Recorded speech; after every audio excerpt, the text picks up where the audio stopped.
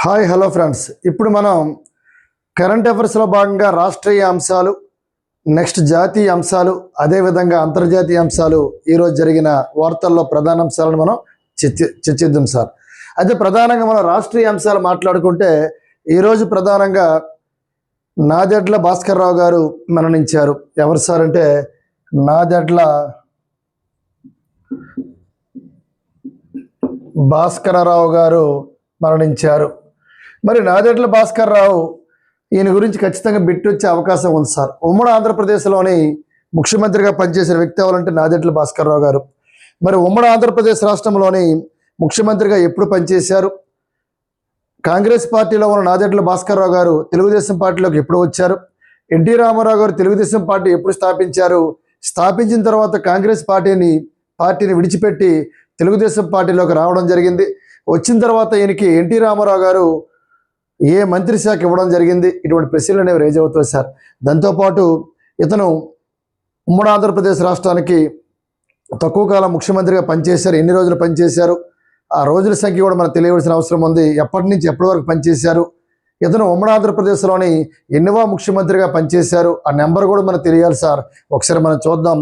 ఈరోజు ఆంధ్రప్రదేశ్ రాష్ట్రం present new ఆంధ్రప్రదేశ్లో కూటమి ప్రభుత్వంలోని వాళ్ళ కుమారుడు నాదెడ్ల మనోహర్ ప్రజెంట్ పవన్ కళ్యాణ్ జనసేన పార్టీలోని ఆయన ఒక వ్యక్తి ప్లస్ ఒక మంత్రి శాఖ కూడా మంత్రివర్యులుగా ఆంధ్రప్రదేశ్ రాష్ట్ర శాసనసభలోని ఒక మంత్రివర్యులుగా పనిచేయడం జరుగుతుంది. అటువంటి మనోహర్ తండ్రిగా ఈరోజు మరణించారు. ఆయన గురించి ప్రశ్న ఏ విధంగా అడుగుతారనేది ఒకసారి మనం చూద్దాం సార్. మరి నాదెడ్ల భాస్కర్ రావు గారు ప్రధానంగా ఎక్కడ జన్మించారు సార్ అంటే ఉమ్మడి గుంటూరు జిల్లా, ఉమ్మడి గుంటూరు. మరి ఈ ఉమ్మడి గుంటూరు జిల్లాలోని జన్మించారు. మరి నాదెడ్ల భాస్కర్ రావు గారు ఫస్ట్ కాంగ్రెస్ పార్టీలోని కొనసాగారు. కాంగ్రెస్ పార్టీలో ఒక మంచి లీడర్ క్యాడర్లో ఉన్న వ్యక్తి ఎవరంటే ఈ నాదెడ్ల భాస్కర్ రావు గారు. మరి నాదెడ్ల భాస్కర్ రావు గారు 1982లోని ఎన్టీ రామారావు, నందమూరి తారక రామారావు గారు తెలుగుదేశం, ఏ దేశం సార్ అంటే తెలుగుదేశం, ఈ తెలుగుదేశం పార్టీని ఎన్టీఆర్ ఎప్పుడైతే స్థాపించారో, ఎన్టీఆర్ స్థాపించిన తర్వాత కాంగ్రెస్లో ఉన్న నాదెడ్ల మనోహర్ గారు ఆ పార్టీకి రాజీనామా చేసి ఈ ఎన్టీఆర్ పార్టీలోకి ఈ తెలుగుదేశం పార్టీలోకి నాదెడ్ల భాస్కర్ రావు గారు రావడం జరిగింది సార్. నాదెడ్ల భాస్కర్ రావు ఇతని కుమారుడే నాదెడ్ల మనోహర్ సార్. సరే, ఓకే, ఎన్టీఆర్ పార్టీలోకి చేరాను. ఎవరు చేరండి సార్? నాదెడ్ల భాస్కర్ రావు ఇతను చేరడం జరిగింది. చేరిన తర్వాత 1983లోని గుంటూరు సార్, ఉమ్మడి గుంటూరు అంటాం, ఈ గుంటూరు జిల్లాలోని వెరీ వెరీ ఇంపార్టెంట్ సార్, ఈ గుంటూరు జిల్లాలోని పోటీ చేయడం జరిగింది సార్. పోటీ చేసి ఎమ్మెల్యేగా గెలిచారు. ఎవరు సార్ అంటే ఈ నాదెడ్ల భాస్కర్ రావు గారు. గుంటూరు జిల్లాలో ఎక్కడ సార్ అంటే వేమూరు, గుర్తుపెట్టుకోవాలి, వేమూరి. ఈ వేమూరి కాన్స్టిట్యున్సీ ఈ గుంటూరు జిల్లాలో వేమూరిలో పోటీ చేసి ఈ నాదెడ్ల భాస్కర్ రావు ఎమ్మెల్యేగా గెలిచారు. గెలిచిన తర్వాత నందమూరి తారక రామారావు గారు అతని యొక్క మంత్రివర్గంలోని ఫైనాన్షియల్ మినిస్టర్ ఇవ్వడం జరిగింది సార్. ఆర్థిక శాఖ మంత్రి పదవిని ఇవ్వడం జరిగింది ఎన్టీ రామారావు గారు ఈ నాదెడ్ల భాస్కర్ రావు గారికి. సరే, ఇచ్చిన తర్వాత ఇతను కాంగ్రెస్ నుంచి తెలుగుదేశానికి వచ్చారు. ఈయన పార్టీ స్థాపించిన తర్వాత తెలుగుదేశంలోకి వచ్చిన తర్వాత ఉమ్మడి గుంటూరులోని వేమూరు నుంచి పోటీ చేసి ఎమ్మెల్యే గెలిచారు 1983లో. గెలిచిన తర్వాత అదే నందమూరి తారక రామారావు గారు ఇతనికి ఒక అద్భుతమైన శాఖను కూడా ఇవ్వడం జరిగింది. ఆర్థిక శాఖ మంత్రి పదవి ఇవ్వడం జరిగింది సార్ ఈ భాస్కర్ రావు గారికి. సరే, ఇచ్చిన తర్వాత ఆయన ఆ శాఖలో కొనసాగుతున్నారు, బాగానే ఉంది. తర్వాత ఏం జరిగింది సార్ అంటే 1984లోని నందమూరి తారక రామారావు ఎన్టీఆర్ గారికి గుండె అనేది హార్ట్, ఈ గుండె శస్త్రచికిత్స చేయడం జరిగింది సార్. గుండెకు శస్త్రచికిత్సనే చేయాలి, ఇమీడియట్గా చేయాలి అంటే ఇమీడియట్గా ఆయన USA అంటే అమెరికా బయలుదేరారు. అమెరికా బయలుదేరి శస్త్రచికిత్స కోసం ఇమీడియట్గా 1984లో అమెరికా బయలుదేరితే ఆ టైంలో ఆంధ్రప్రదేశ్, ఉమ్మడి ఆంధ్రప్రదేశ్కు ఇతను ఆర్థిక శాఖ మంత్రిగా ఉన్నారు. ప్రధాన మంత్రి వర్గంలో ఆర్థిక శాఖగా ఉన్నారు ఈ భాస్కర్ రావు గారు. సరే, ఆయన ఎప్పుడైతే అమెరికా వెళ్ళారో ఈ శస్త్రచికిత్స కొరకు ఈ హార్ట్కి సరే వెళ్ళిన తర్వాత ఏం జరిగింది సార్ అంటే రాజకీయాల్లో పెను మార్పులు జరిగాయి సార్. అందుకే మనం ఒక కొటేషన్ కూడా ఉంటుంది. జనరల్ తీసుకుంటే అరిస్టాటిల్ అంటాడు సార్, ప్రకృతి సిద్ధంగా మనిషి రాజకీయ జంతువు, ఎవరిని నమ్మలేం సార్. ఈ పార్టీలో ఉన్న వ్యక్తి వేరే పార్టీకి వెళ్ళొచ్చు, ఆ పార్టీలో ప్రతికూల వైఖరి వచ్చినప్పుడు ఇంకో పార్టీకి వెళ్ళొచ్చు. అందుకే అన్నాడు అరిస్టాటిల్, ప్రకృతి సిద్ధంగా మనిషి రాజకీయ జంతువు అని. మరి కాంగ్రెస్ నుంచి తెలుగుదేశం పార్టీకి వచ్చి ఎమ్మెల్యేగా గెలిచారు. గెలిచిన తర్వాత మంచి మంత్రి పదవి కూడా ఎన్టీ రామారావు గారు ఇస్తే మరి ఆ పదవితో ఆయన ఆనందించక ఎన్టీ రామారావు గారు అమెరికా ఈ హార్ట్ సర్జరీ అంటే శస్త్రచికిత్స కోసం వెళ్తే వెంటనే 1984లో పెను మార్పులు జరిగాయి సార్. ఒకసారి చూద్దాం సార్. అది 1984లోని పెను మార్పులు జరిగాయంటే సెంట్రల్లో కాంగ్రెస్ ఉంది కాబట్టి ఆ కాంగ్రెస్ని 1984 అనగానే గుర్తు రావాలి. 1984 ఎప్పుడు సార్ పెను మార్పులు జరిగాయి? ఇతను ప్రధానంగా 1984 ఆగస్టు 16 నుంచి next one June July August next నెల సెప్టెంబర్, అంటే సెప్టెంబరు 16 వరకు 1 నెల రోజులు ముఖ్యమంత్రిగా చేయడం జరిగింది. ఎందుకు సార్? ఎన్టీ రామారావు గారు ఎక్కడో అమెరికాలోని గుండెకి శస్త్రచికిత్స చేసుకోవడానికి వెళ్తే ఆ టైంలోని ఇతను ఆల్రెడీ కాంగ్రెస్ నుంచి వచ్చిన వ్యక్తి, ఆ కాంగ్రెస్ పెద్దలతో కుమ్మక్కయ్యి ఆ కాంగ్రెస్ క్యాడర్ను ఉపయోగించుకుంటూ సెంట్రల్ నుంచి ఆ స్థాయి నుంచి నరుక్కుంటూ వస్తూ డైరెక్ట్గా ఏం చేయడం జరిగిందంటే కాంగ్రెస్ ఎమ్మెల్యేలు మొత్తం కాంగ్రెస్ వైపు కన్వర్ట్ చేసి ఇతన్ని సెంట్రల్ గవర్నమెంటు కేంద్ర ప్రభుత్వం ఆల్రెడీ కాంగ్రెస్ వ్యక్తి కాబట్టి తెలుగుదేశంలోకి రావచ్చు, ఇప్పుడైతే ఎన్టీఆర్ బయటికి వెళ్ళిపోయాడు, ఇతను మొత్తం పెను మార్పులు ఎమ్మెల్యేలందరినీ మార్చి సెంట్రల్ గ్రిప్లో పెట్టుకొని కాంగ్రెస్తో కలిసి ముఖ్యమంత్రిగా అయిపోయాడు సార్. ఎన్టీ రామారావుకు తీవ్ర అన్యాయం చేశారు ఈయన. ఎన్టీ రామారావు గారికి మోసం చేసినట్లే నా విశ్వవిఖ్యాత Padmashri doctor Nandamuri Taraka Ramarao heart problem వల్ల అమెరికా బయలుదేరి వెళ్తే రాజకీయాల్లో పెను మార్పులు వచ్చాయి.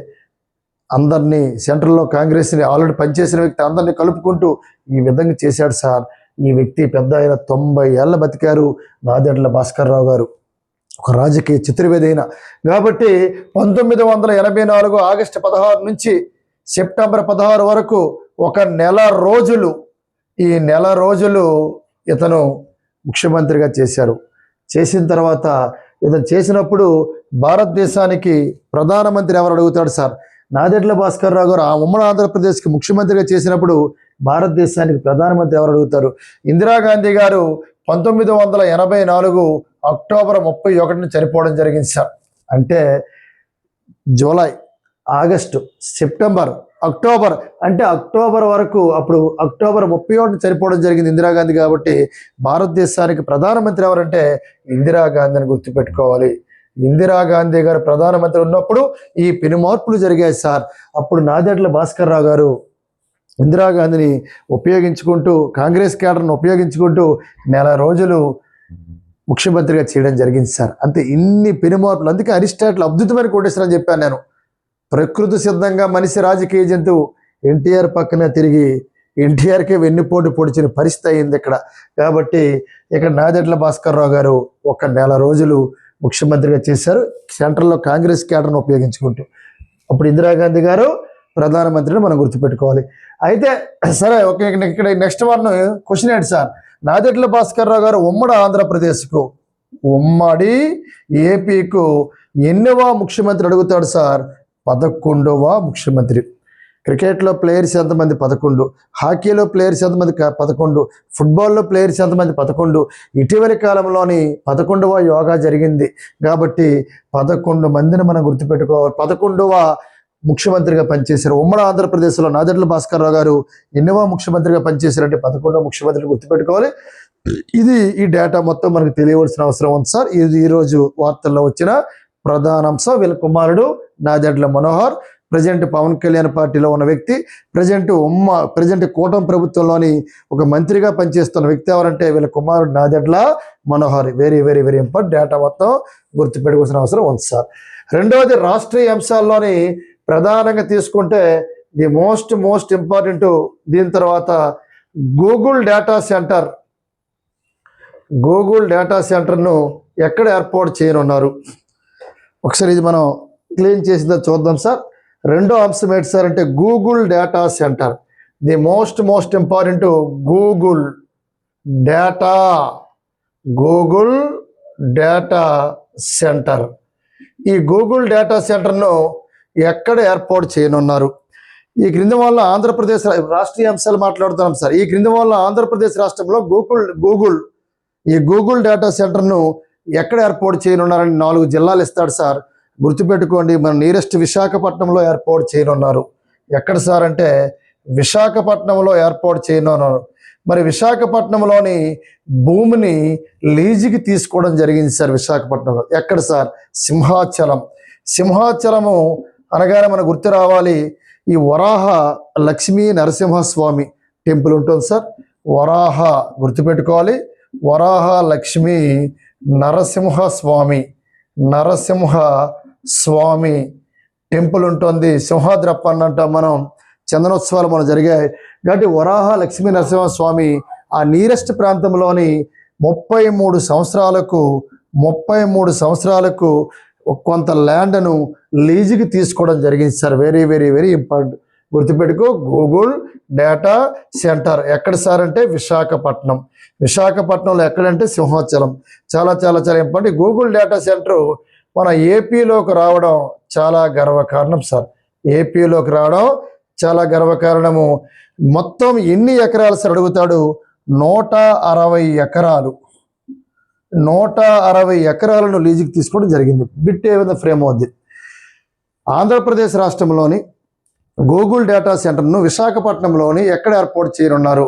సింహాచలము పరిధిలోని, సింహాచలం నీరెస్ట్, అక్కడ వరాహ లక్ష్మీ నరసింహస్వామి దేవాలయానికి సమీపంలోని ఏర్పాటు చేయనున్నారు. ఇది ఎన్ని సంవత్సరాలకు లీజుకి తీసుకోవడం జరిగిందంటే ల్యాండ్ను ఈ 160 ఎకరాలను 33 సంవత్సరాలు లీజుకి తీసుకోవడం జరిగిందని గమనించాలి సార్. ఇప్పుడు ప్రధానంగా ఇది రాష్ట్రీయ అంశాల్లో రెండోదని గుర్తుపెట్టుకోవాలి. గూగుల్ డేటా సెంటర్ ఆంధ్రప్రదేశ్లోని ప్రధానంగా ఎక్కడ సార్ అంటే విశాఖపట్నంలో ఎక్కడంటే సింహాచలంలో ఎక్కడంటే వరాహ లక్ష్మీ నరసింహస్వామి 33 సంవత్సరాలు లీజుకి తీసుకోవడం జరిగింది. 160 ఎకరాలని మనం గుర్తుపెట్టుకోవాల్సిన అవసరం ఉంది సార్. నెక్స్ట్ వన్ మనకి ఇదే ఈరోజు రాష్ట్రీయ అంశాల ప్రధాన అంశం. ప్రజెంట్ కూటమి ప్రభుత్వం అధికారంలోకి వచ్చి మరి కొద్ది రోజుల్లో 2 సంవత్సరాలు పూర్తి కానున్నది. 3వ సంవత్సరానికి ఎంటర్ కాబోతున్నారు. మరి కూటమి ప్రభుత్వం అనేది ఆంధ్రప్రదేశ్ రాష్ట్రంలోని పెన్షన్ల గురించి ఈరోజు మనకి వార్తల్లో వచ్చింది సార్. పెన్షను ఏటిసారి పెన్షన్ అంటే ఏ కేటగిరీలకు మొట్టమొదటిసారిగా పెన్షన్లు ఇవ్వాలి? చాలామంది ఎక్కువ మంది అప్లై చేస్తున్నారు. ఆంధ్రప్రదేశ్ రాష్ట్రంలో ప్రధానంగా ఒక నెలకి దాదాపు 400 కోట్ల రూపాయలు ఖర్చు అవుతుంది. 12 నెలల కాట గవర్నమెంట్ రిపోర్ట్ ప్రకారం 12 48 కోట్లు ఖర్చు అవుతుంది అటు ఆంధ్రప్రదేశ్ రాష్ట్రంలో పెన్షన్ వల్ల. అంటే పర్ మంత్ 400 కోట్ల రూపాయలు ఖర్చు అవుతుంది. పర్ మంత్ 400 కోట్లు అంటే ప్రతి నెల అంటే 12 మనం అకౌంటబుల్ చేయాలి సార్.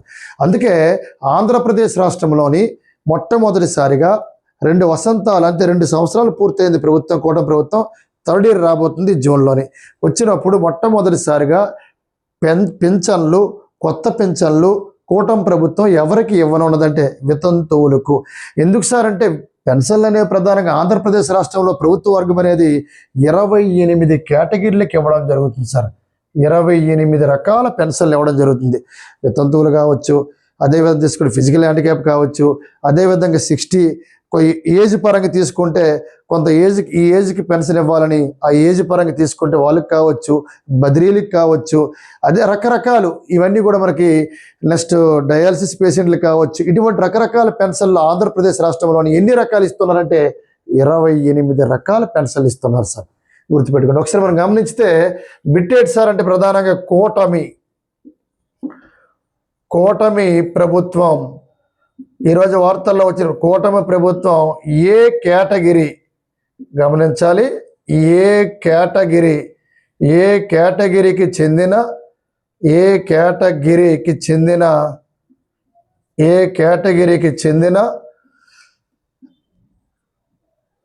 అర్హులకు ముందుగా పెన్షన్ ముందుగా ఏడు సార్ ముందుగా పెన్షన్ పెన్షన్ భరోసాను కల్పించనున్నారు. ఇది ప్రశ్న సార్, ఇది ప్రశ్న. ఈరోజు పేపర్లో వచ్చిన ప్రధాన అంశం. రాష్ట్రీయ అంశాలు మాట్లాడుకుంటే కూటమి ప్రభుత్వం ఏ కేటగిరీకి చెందిన అర్హులకు ముందుగా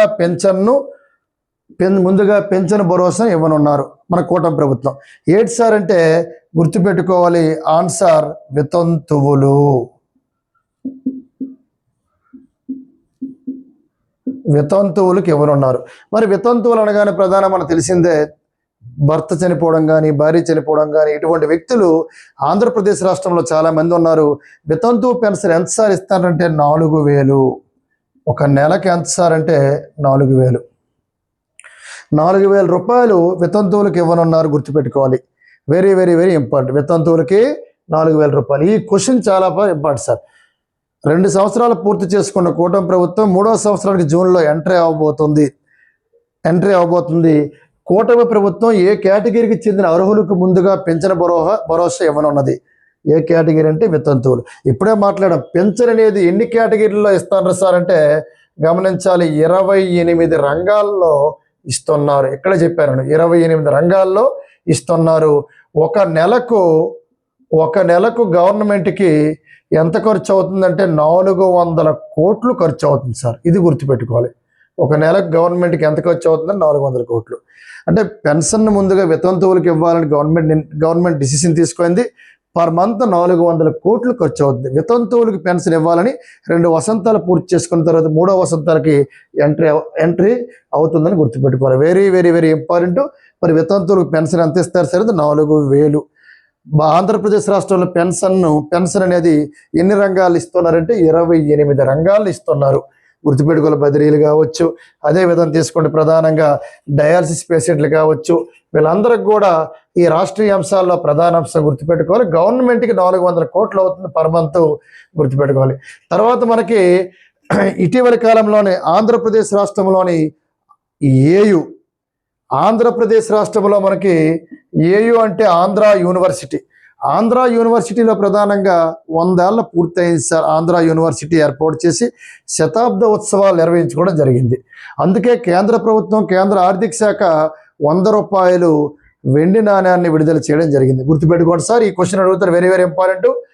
ఆంధ్రప్రదేశ్లోని ప్రధానంగా ఏయులోని శతాబ్ది ఉత్సవాలు నిర్వహించారు. మరి అదే విధంగా తీసుకుంటే కేంద్ర ప్రభుత్వం 100 రూపాయలు 100 రూపీస్ నాణ్యము, ఈ 100 రూపీస్ నాణ్యమును విడుదల చేసింది. 100 రూపీస్ నాణ్యమును విడుదల చేసింది. అడుగుతాడు సార్. ఇటీవల కాలంలోనే ఆంధ్రప్రదేశ్ రాష్ట్రంలో ఏ యూనివర్సిటీ శతాబ్ద ఉత్సవాలకు కేంద్ర ఆర్థిక శాఖ ఎన్ని రూపాయల నాణ్యాలు విడుదల చేసింది అంటాడు. Very very important. 100 రూపాయలు. ఎవరు విడుదల చేశారంటే కేంద్ర ఆర్థిక శాఖ గుర్తుపెట్టుకోవాలి. దీనిలోని వెండి పర్సంటేజ్ ఎంత ఉందామంటే 50% వెండి పర్సంటేజ్ కలదు. చూసుకోవాలి. ఇటీవల మన ఏయూలో ప్రజెంట్ నిన్నటి దాకా మనకి శతాబ్ద ఉత్సవాలు జరిగే 100 ఏళ్ళు. శతాబ్దం అంటే 100 కాబట్టి కేంద్ర ఆర్థిక శాఖ 100 సంవత్సరాలు పూర్తి చేసుకున్న సందర్భంగా ఆంధ్ర యూనివర్సిటీ ఏర్పాటు చేసి 100 రూపాయల నాణ్యమును విడుదల చేసింది. అందులో వెండి పర్సంటేజ్ ఎంత సార్ అంటే 50% మనం గుర్తుపెట్టుకోవాల్సిన అవసరం ఉంది. మరి దీంతో పాటు ప్రధానంగా మనం మాట్లాడుకుంటే ప్రధానంగా దీని బరువు కూడా కావాలంటే 35 గ్రాములు సార్. బరువు ఎంత అంటే కాయిన్ బరువు 35 గ్రాములని మనం గుర్తుపెట్టుకోవాలి. ఇది ప్రధానంగా రాష్ట్రీయ అంశాల్లో ప్రధాన అంశం. మళ్ళీ రాష్ట్రీయ అంశాల్లో ప్రధాన అంశం ఈరోజు మనకు అనకాపల్లిలోని రాంబల్లి. ఎక్కడ సార్ అంటే రాంబల్లి. గుర్తుపెట్టుకోండి, రాంబిల్లి అంటాం. ఇది ఎక్కడ ఉందంటే అనకాపల్లిలో ఉంది సార్. రాంబల్లి అనకాపల్లి ఉంది. మరి ఇక్కడ ప్రధానంగా చంద్రబాబు నాయుడు గారు ఒక ప్రాజెక్ట్ని శంకుస్థాపన చేయడం జరిగింది అనకాపల్లిలో రాంబల్లి వద్ద. ఎందుకు సార్ అంటే జనరల్గా పవర్ అనేది ప్రతి ఇంట్లో కూడా ఆదా చేసుకోవాలి అంటే ఖచ్చితంగా సోలార్ ప్యానెల్ వాడాలి. ఖచ్చితంగా ఇంటి పై భాగంలో సోలార్ ప్యానెల్ వాడితే బాగుంటుంది. ఇటువంటి సోలార్ అనే ఇటువంటి అటువంటి ప్యానెల్లు తయారు చేసే పరిశ్రమను మేము తీసుకొస్తున్నాము. దీనివల్ల 2100 అంటే రానున్న 2 సంవత్సరాల్లోని 2100 మందికి మేము ఉపాధిని కల్పిస్తామని మన కూటమి ప్రభుత్వం చంద్రబాబు నాయుడు గారు చెప్పడం జరిగింది. గుర్తుపెట్టుకోవాలి. ఎక్కడ సార్ అంటే అనకాపల్లిలో రాంబల్లి వద్ద ఏర్పాటు చేశారు. అది ఏంటి సార్ అంటే చూద్దాం. Renew solar plant, renew solar plant అండి. దీన్ని ఏర్పాటు చేయడం జరిగింది. ఎక్కడంటే అనకాపల్లిలో రాంబల్లి. దీనికి చంద్రబాబు నాయుడు గారు శంకుస్థాపన చేయడం జరిగింది. ప్రధాన ఉద్దేశం ఏంటి సార్ అంటే సోలార్ ప్యానల్, ఇప్పుడే మనం మాట్లాడాం, సోలార్ ప్యానల్ తయారీ ఇప్పుడే చెప్పాను సార్ నీట్గా. అనకాపల్లిలో రాంబల్లిలోని ప్రధానం తీసుకుంటే సోలార్ ప్యానల్ తయారు చేస్తారు. ఇది చాలా పెద్ద ఫ్యాక్టరీ. ఒకవేళ ఇది 2 సంవత్సరాల్లో పూర్తవుద్దని ఈరోజు మనకి వార్తల్లో రావడం జరిగింది. కాబట్టి అనకాపల్లి రాంబల్లి చాలా పెద్ద పరిశ్రమ. ఒకవేళ పరిశ్రమ 2 ఇయర్స్లోకి 2 ఏళ్లలోపు పూర్తయితే 2100 మందికి ఉపాధి అనేది దొరుకుతుంది సార్. గుర్తుపెట్టుకోవాలి. రెన్యూ సోలార్ ప్లాంట్ గుర్తుపెట్టుకోవాలి. ఇది ప్రధానంగా రాష్ట్రీయ అంశాల్లో ప్రధాన అంశం. గుర్తుపెట్టుకోవాలి. ది మోస్ట్ ఇంపార్టెంట్ రాష్ట్రీయ అంశాల్లో ప్రధాన అంశం ఏదంటే మనకి ఆంధ్రప్రదేశ్ ప్రభుత్వం చాలా మందికి వైద్యంలోని విపరీతమైన ఖర్చు అవుతుంది. ఒక మెడికల్గా ఒక హాస్పిటల్కి వెళ్తే విపరీతంగా డబ్బులు అవుతున్నాయి. కాబట్టి ఇంకా ఇందులో మెడికల్లో కానీ డాక్టర్ దగ్గర కానీ ఫీజులు తగ్గాలి, డబ్బులు అనేవి తగ్గాలి. పెట్టుకోవాలని పరిస్థితిలో పేదరికంలో ఉన్న చాలామంది ఉన్నారు. కనుక సంజీవని అనే ఒక ప్రోగ్రాం లాంచ్ చేశారు సార్. చాలా చాలా చాలా చాలా ఇంపార్టెంట్. ఒకసారి మనం గమనిస్తే ఆంధ్రప్రదేశ్లోని ప్రధానంగా ఎక్కడ సార్ అంటే అది వైద్య ఖర్చులు. గుర్తుపెట్టుకోండి. ఈ వైద్య ఖర్చులు సార్, ఈ వైద్య ఖర్చులు అనేవి పేద ప్రజలకు కట్టలేని పరిస్థితిలోని తగ్గించడం వైద్య ఖర్చులు తగ్గించడం కొరకు ఆంధ్రప్రదేశ్ ప్రభుత్వం ఒక ప్రాజెక్ట్ని తీసుకొచ్చింది సార్. ఆ ప్రాజెక్టు పేరే ఇప్పుడే మాట్లాడాను నేను, సంజీవని తగ్గించేలా. ఇది మనం ఇప్పుడు మాట్లాడాం. ఆంధ్రప్రదేశ్ ప్రభుత్వమే కాదు, భారతదేశంలో కూడా వైద్య ఖర్చులు చాలా ఎక్కువగా ఉన్నాయి. మెడికల్ అనేది ఎక్కువగా పేద ప్రజలు కూడా తట్టుకోలేని పరిస్థితులు ఉన్నాయి. అటువంటి తట్టుకోవాలంటే వైద్య ఖర్చులు తగ్గించడమే కాదు, తగ్గించేలా ఒక ప్రాజెక్ట్ని చేపట్టారు. ఒకటే అడుగుతాడు సార్, వైద్య ఖర్చులు తగ్గించేలా ఇటీవలి కాలంలో ఒక ప్రాజెక్ట్ని చేపట్టారు. ప్రాజెక్ట్ని ఏదంటే సంజీవని అని మనం గుర్తుపెట్టుకోవాలి. ఇది రాష్ట్రీయ అంశాల్లో ప్రధాన అంశం అని మనం చెప్పుకోవచ్చు. నెక్స్ట్ మనం మాట్లాడుకుంటే దీని తర్వాత ప్రధానంగా ది మోస్ట్ ఇంపార్టెంట్. దీని తర్వాత తీసుకుంటే ప్రధానంగా రాష్ట్రీయ అంశాల్లో ప్రధాన అంశం మనకి Andhra Pradesh high court sir. AP high court. జనరల్గా హైకోర్టు అనగానే మనకి 214 నుంచి 231 తెలుసుకోవాలి సార్. ఆర్టికల్ 214 నుంచి 231 ఆర్టికల్ వరకు తెలిస్తే హైకోర్టు ఇస్ కంప్లీట్. ప్రతి రాష్ట్రానికి హైకోర్టు ఉండాలని చెప్తుంది మొదటి ఆర్టికల్. ఉమ్మడి హైకోర్టు ఏర్పాటు చేయాలని చెప్తుంది చివరి ఆర్టికల్. సార్ దీనికి చిన్న కోడింగ్ ఉంది, నేను చెప్తాను లాంటిది. ఈజీగా ఫ్రాక్షన్ సెకండ్లు ఎలా నేర్చుకోవాలనేది మన కరెంట్ అఫైర్స్ మనం మాట్లాడుతున్నాం కాబట్టి. ఆంధ్రప్రదేశ్లో హైకోర్టు సార్, ప్రధానంగా ఆంధ్రప్రదేశ్ మొట్టమొదటి హైకోర్టు మహిళా ప్రధాన న్యాయమూర్తిగా లేసా గిల్. ఎవరు సార్? లేసా గిల్ చేపట్టబోతుంది. ఎప్పుడు సార్ అంటే 2026 ఏప్రిల్ 25వ తారీఖున ఈవిడ ఆంధ్రప్రదేశ్ హైకోర్టు అమరావతిలో ఉంది. హైకోర్టుకు మొట్టమొదటి మహిళ ప్రధాన న్యాయమూర్తిగా రావడం జరుగుతుందని గమనించాలి. మరి ఈ లేసా గిల్ ఇది ఎక్కడ పుట్టింది సార్? ఈవిడంటే చండీగఢ్లో పుట్టిందని గుర్తుపెట్టుకోవాలి. ఈవిడ ప్రధానంగా ఫస్ట్ పంజాబ్ ప్లస్ హర్యానా, ఈ పంజాబ్ హర్యానా హైకోర్టు ఎక్కడ ఉందంటే చండీగఢ్లో ఉంది. కాబట్టి రెండింటికి హైకోర్టు చండీగఢ్, రెండింటికి క్యాపిటల్ సిటీ చండీగఢ్. ఇక్కడ ఫస్ట్ ఈవిడ న్యాయవాది వృత్తి చేపట్టడం జరిగింది. ఆంధ్రప్రదేశ్ మొట్టమొదటి మహిళ హైకోర్టు ప్రధాన న్యాయమూర్తిగా లేసా గిల్ రావడం జరిగిందని గుర్తుపెట్టుకోవాలి. ప్రజెంట్ రన్నింగ్లో ఉన్న వ్యక్తి ఎవరు సార్ అంటే ప్రజెంట్ ఇది ఏప్రిల్ 23, రేపు ఏప్రిల్ 24 కాబట్టి రేపు దాకా దిరాజ్ సింగ్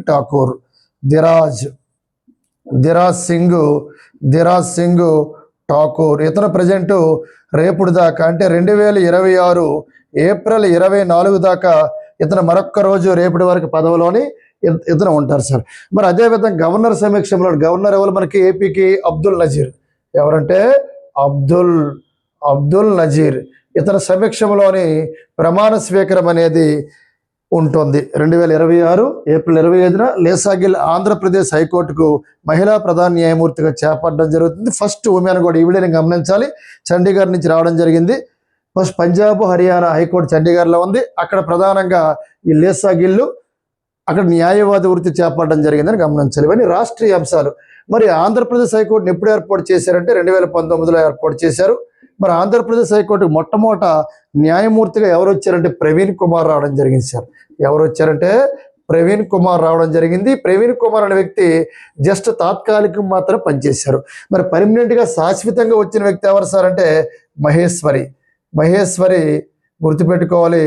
మహేశ్వరి శాశ్వతంగా రావడం జరిగింది సార్. ఇదంతా ఈరోజు పేపర్లో ప్రధాన అంశం. ఆంధ్రప్రదేశ్ మొట్టమొదటి హైకోర్టు మహిళా న్యాయమూర్తిగా లేసా గిల్ ఎల్లుండి నుంచి అంటే 2026 ఏప్రిల్ 25న ప్రమాణ స్వీకారం చేయనున్నారు. ఎవరి సమక్షంలో అంటే గవర్నర్, ఆంధ్రప్రదేశ్ గవర్నర్ అబ్దుల్ నజీర్ అని గుర్తుపెట్టుకోవాలి.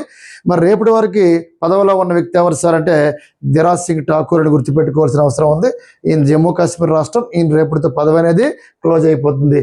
మరి ఆంధ్రప్రదేశ్ మొట్టమొదటి హైకోర్టు అమరావతికి మొట్టమొదటి హైకోర్టు ప్రధాన న్యాయమూర్తిగా వచ్చిన వ్యక్తి ఎవరంటే ప్రవీణ్ కుమార్. తాత్కాలికంగా పర్మనెంట్గా తర్వాత అదే ఏడాది వచ్చారు 2019లో మహేశ్వరి.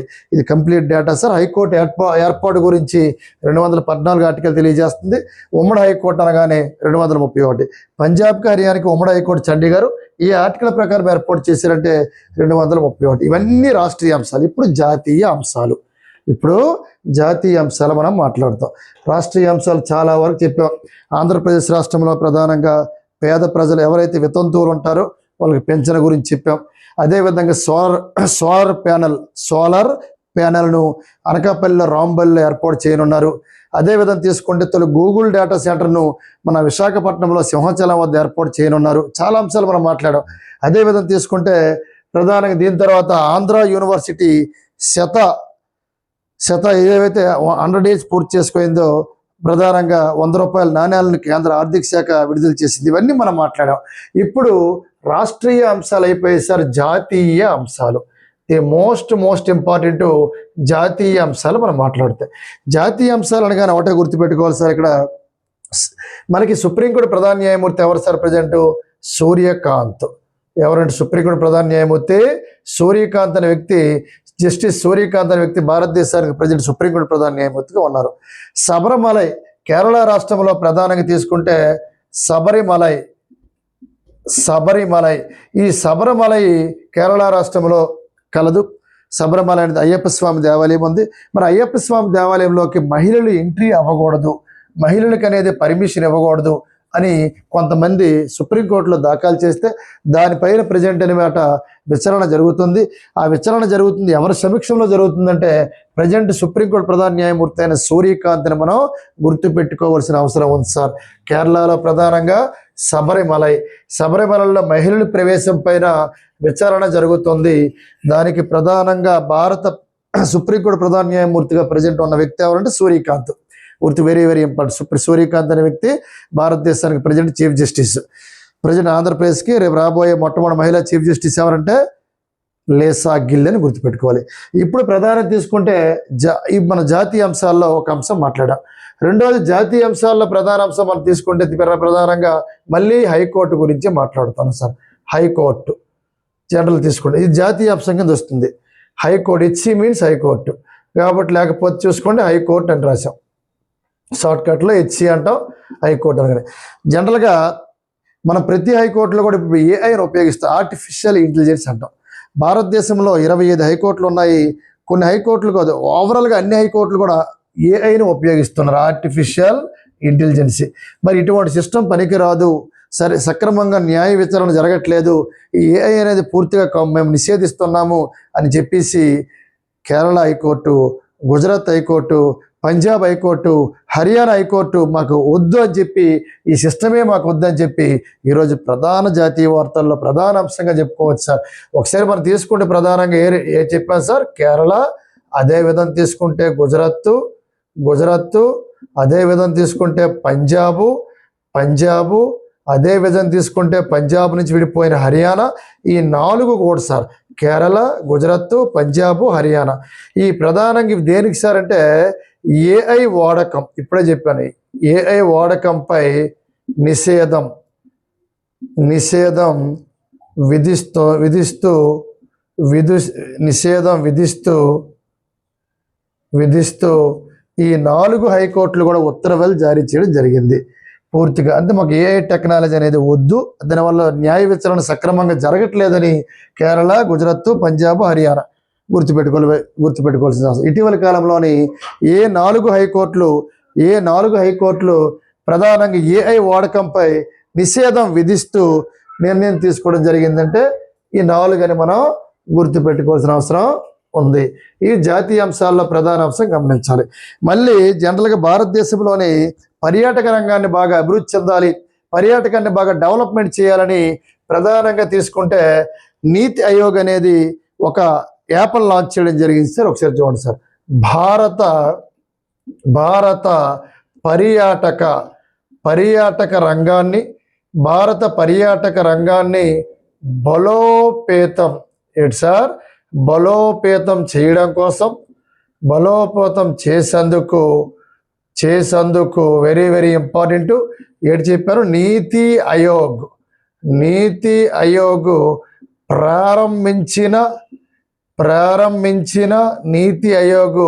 ప్రారంభించిన సంకల్ప పేరు ఏది అడుగుతారు. సంకల్ప పేరు ఏదంటే ఇది ఈరోజు ప్రధాన అంశం సార్.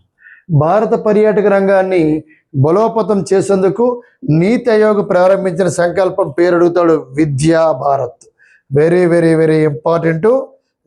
దివ్యా భారత్ అని గుర్తుపెట్టుకోండి sir. Very very important. Divya Bharat the most important.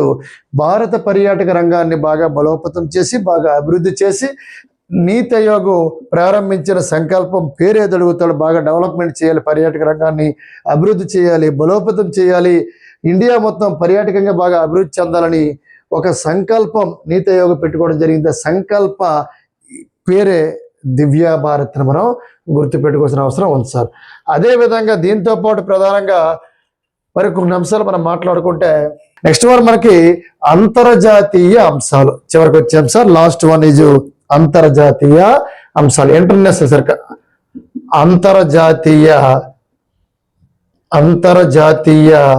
అంశాలు ఏంటి సార్? అంతర్జాతీయ అంశాలు. భారతదేశంలో అత్యున్నతమైన సినిమా పురస్కారం ఏది? దాదాసాహెబ్ ఫాల్కే అవార్డు. ప్రపంచంలో అత్యున్నతమైన సినిమా పురస్కారం ఏది? Oscar award. The biggest film award in the world Oscar award. మరి అలా కాకుండా the biggest sports award in the world అన్న, the biggest sports award in the world. ప్రపంచంలోనే క్రీడారంగంలో అత్యున్నతమైన పౌర పురస్కారం వన్ ఆఫ్ ది ఆస్కర్ అవార్డుతో పోల్చుతున్నారు. మరి అటువంటి పౌర పురస్కారమే నిన్న అవార్డులు ఇవ్వడం జరిగింది. దాని పేరే లారస్ క్రీడా పురస్కారం అని మనం గుర్తుపెట్టుకోవాలి. దీన్ని వన్ ఆఫ్ ది ఆస్కర్ అవార్డుతో పోలుస్తారు సార్. ఆస్కర్ అవార్డుతో పోలిస్తే లారస్ క్రీడా పురస్కారం. మాకు తెలియదు ఇది. ఆస్కర్ అవార్డు అనేది ప్రపంచంలో అతిపెద్ద సినిమా పురస్కారం అంటాం. అలాగే ప్రపంచంలో అతిపెద్ద క్రీడా పురస్కారం, భారతదేశంలో క్రీడా రంగంలో ఇచ్చే అతిపెద్ద పురస్కారం ఏదంటే మేజర్ ధ్యాన్ చంద్ ఖేల్ రత్న అవార్డు. ఒకప్పుడు రాజీవ్ గాంధీ ఖేల్ రత్న అవార్డుని పేరుతో పిలిచేవాళ్ళు, ప్రజలు మేజర్ ధ్యాన్ చంద్ ఖేల్ రత్న అవార్డు పిలుస్తున్నారు. మరి లారస్ క్రీడా పురస్కారాలు ఈ 2026లోని నిన్న విడుదల చేయడం జరిగింది. ఈ మంత్లో 2026లో విడుదల చేశారు. మరి ఎక్కడ సార్ వేదిక అంటాడు? Very very important. దీన్ని ఆస్కర్తో పోల్చారు. వేదిక ఏదంటే స్పెయిన్. గుర్తుపెట్టుకోండి, స్పెయిన్లో మాడ్రిడ్ అంటాం. స్పెయిన్లోని మాడ్రిడ్ గుర్తుపెట్టుకోవాలి. ఏ దేశం అంటే స్పెయిన్ అనేది వేదికగా నిలిచింది. స్పెయిన్ అనేది వేదిక. స్పెయిన్లో ఎక్కడంటే మాడ్రిడ్ అని మనం గమనించాలి. స్పెయిన్లో వెరీ వెరీ వెరీ ఇంపార్టెంట్. అయితే ఒకటి, లారస్ క్రీడా పురస్కారం క్రీడా రంగంలో అతిపెద్ద పురస్కారం ప్రపంచంలో. ఇండియాలో ఇండియా అయితే మళ్ళీ మనకి మేజర్ ధ్యాన్ చంద్ ఖేల్ రత్న అవార్డు. మరి అవార్డు పొందిన క్రీడాకారుడు ఎవరు? మహిళల పరంగా తీసుకుంటే, పురుషుల పరంగా తీసుకుంటే అత్యున్నతమైన క్రీడా పురస్కారం పొందిన వ్యక్తి ఎవరు సార్ అడుగుతాడు. మనం గుర్తుపెట్టుకోండి, 2 ఆతో వస్తాయి. ఇద్దరు టెన్నిస్ ప్లేయర్లే. ఉత్తమ క్రీడాకారుడు, ఉత్తమ క్రీడాకారిణి, వెరీ వెరీ ఇంపార్టెంట్. ప్రపంచంలో అత్యున్నతమైన క్రీడా పురస్కారాలు లారస్ క్రీడా పురస్కారాలు. 2026లో అందుకున్న ఉత్తమ క్రీడాకారుడు ఎవరు? ఉత్తమ క్రీడాకారిణి ఎవరు? రెండు ఆలతోటే స్టార్ట్ అవుతాయి. ఓకేనా? బెస్ట్ స్పోర్ట్స్ మ్యాన్ గుర్తుపెట్టుకోవాలి. అదే విధంగా తీసుకోండి, క్రీడాకారుడు, క్రీడాకారిణి. ఉత్తమ క్రీడాకారుడు ఎవరంటే ఆల్కరస్. గుర్తుపెట్టుకోండి, ఎవరు సార్ ఉత్తమ క్రీడాకారుడు అనగానే మనకు గుర్తు రావాలి? ఆల్కరస్. స్పెయిన్ దేశానికి చెందిన ఆల్కరస్ అని గుర్తుపెట్టుకోవాలి. ఏ దేశం అంటే స్పెయిన్ దేశానికి చెందిన ఆల్కరస్ లేదా ఆల్కరాజ్ అంటాం. ఆల్కరస్ లేదా ఆల్కరాజ్, స్పెయిన్. మరి అరీనా సబలెంక, బెలారస్ ఇవిడిది. అరీనా సబలెంక, బెలారస్ దేశం. ఏ దేశం అంటే బెలారస్. ఓకేనా? ఉత్తమ క్రీడాకారుడు ఆల్కరాజు, ఉత్తమ క్రీడాకారిణి అరీనా సబలెంక. 2026లోని ప్రపంచంలో అత్యున్నతమైన క్రీడా పురస్కారాలు ప్రకటించే సంస్థ ఏదంటే లారస్ క్రీడా పురస్కారాలు. సంస్థ కాదు, లారస్ క్రీడా పురస్కారాలుగా అవార్డులు ఇవ్వడం జరుగుతుంది. వీటిని ఆస్కార్ అవార్డుతో పోల్చడం జరిగింది. గుర్తుపెట్టుకోండి సార్, జీకే సింహ అనేది మన యాప్. జీకే సింహ అనేది, ఇందులో అన్ని రకాల కోర్సులు కూడా కలవని గమనించాలి. ప్లే స్టోర్లో మీకు ఈ యాప్ అనేది లభిస్తుంది. Thank you one and all.